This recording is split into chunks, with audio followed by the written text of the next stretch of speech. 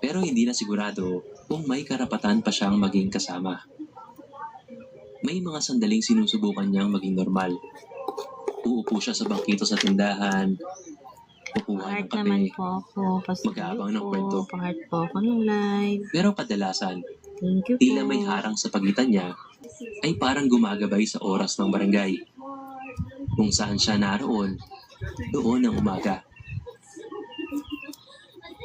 Habang nag-aabot ng sukli, napansin niyang may dalagang lumapit sa tindahan at may iniabot kay Aling Bebang.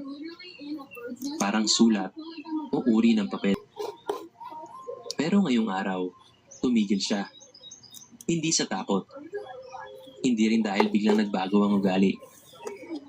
Tumigil siya dahil unang beses niyang naramdaman ang bigat ng hindi niya alam. Bumaling siya. Naglakad palayo.